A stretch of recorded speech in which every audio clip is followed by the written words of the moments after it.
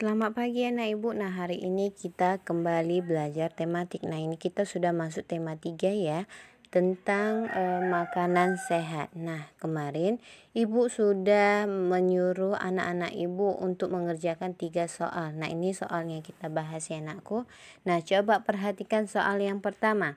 Apakah kamu selalu makan makanan sehat seperti yang kamu lihat pada gambar? Nah, kalau kita lihat pada gambar itu merupakan buah dan sayur. Udah.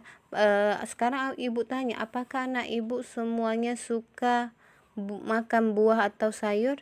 Karena beberapa yang ibu tahu, kebanyakan anak-anak itu biasanya jarang suka makan sayur. Nah, kenapa? Katanya tidak enak, mungkin pahit atau seperti apa. Nah, itu anak-anak ibu, sayur ini sangat bagus untuk tubuh kita karena mengandung banyak vitamin, mineral yang baik untuk tubuh. Jadi, buat anak ibu tidak boleh malas-malas makan sayur dan buah ya. Nah, buah itu banyak juga anakku, ada vitamin C-nya. Nah, itu bagus untuk mencegah namanya sariawan.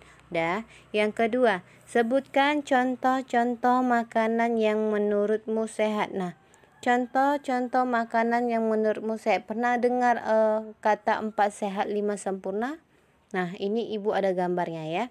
Nah, katanya 4 sehat 5 sempurna. Yang pertama itu makanan pokok, yang kedua lauk pauk, yang ketiga buah-buahan, yang keempat sayur-sayuran, dan yang menyempurnakan itu yang kelima ya anakku, yaitu susu. Makanya kan kalau kita makan 4 macam dari sini saja sudah sehat, apalagi menambah yang kelima itu susu, yaitu menjadi sempurna. Sempurna apa? Sempurna bagus buat tubuh kita. Udah. Nah, ibu jelaskan yang pertama, makanan pokok. Nah, di sini makanan pokoknya ada namanya sagu, nasi, jagung, ubi. Nah, ini tergantung ya anakku, tapi di daerah Sumatera itu biasanya makanan pokoknya berupa nasi. Nah, kalau biasanya di Papua itu ada yang makan sagu, ada juga yang di daerah lain tuh ada yang makan umbi-umbian ya anakku ya.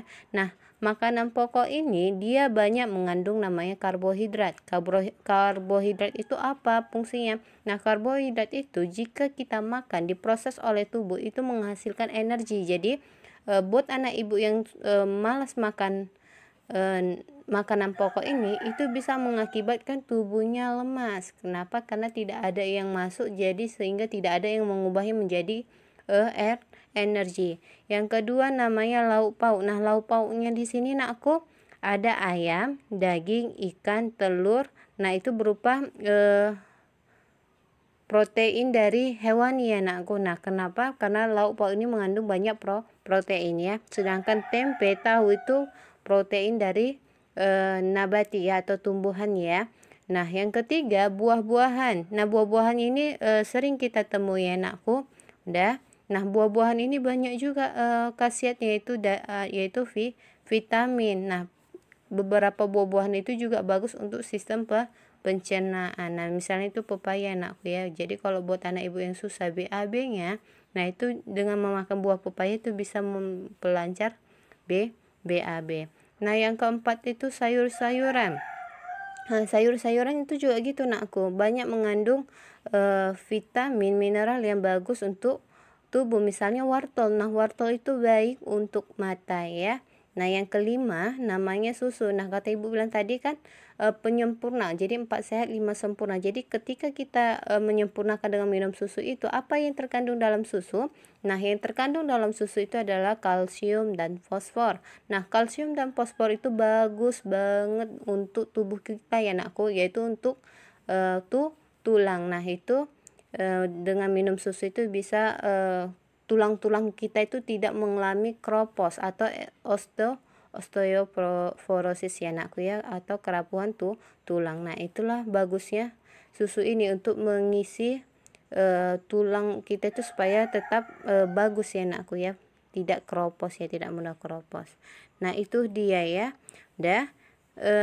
Selanjutnya, apa kriteria dari makanan yang sehat? Nah, kemarin ibu banyak baca, banyak anak ibu menjelaskan, oh makanan sehat itu bu berarti dilihat dari gizinya, banyak yang mengandung protein. Nah, protein tadi bu belum jelaskan anakku, protein itu bagus untuk apalagi usia di bawah 5 tahun itu bagus sangat untuk pembentukan otak. Jadi ketika kita pingin pintar, nah itu biasanya orang tua kita itu fokus terhadap 5 tahun ke bawah itu ya nakku. Kenapa? Disitulah pembentukan lekukan-lekukan otak itu nakku. Jadi ketika orang tua itu memberi asupan gizi pada usia kita di bawah 5 tahun dengan memperbanyak protein, nah itu bisa membuat kita jadi lebih cerdas ya, nakku.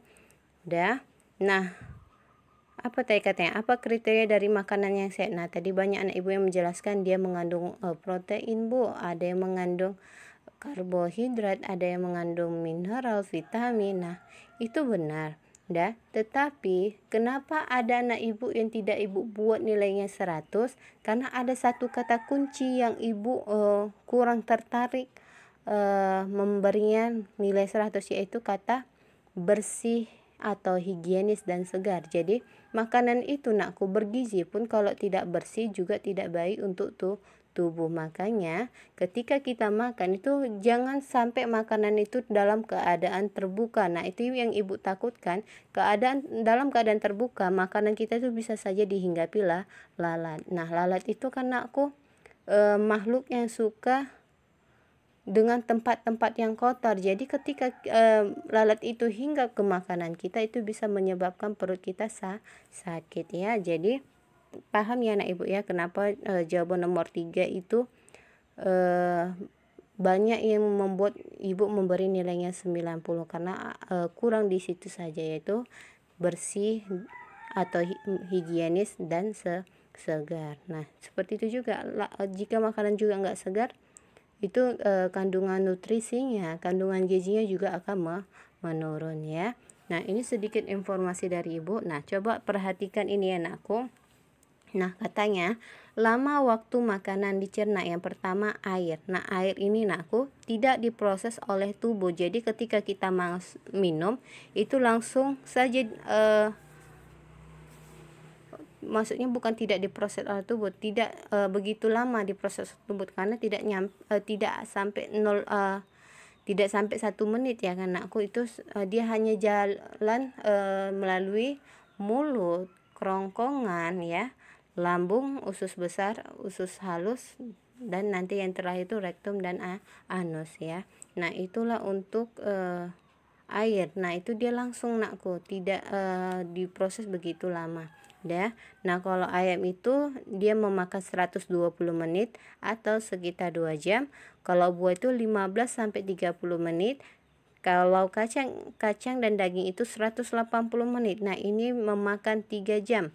Dan sayur itu 30 sampai 40 menit ya. Nah, di sini ibu mau jelaskan, ayam, kacang, daging itu membutuhkan proses yang lama untuk mencerna semua makanan tersebut. Kenapa ibu memberitahu itu? Karena gini ya anakku, kita boleh saja memakan ayam, daging, kacang, tetapi tidak boleh juga terlalu sering.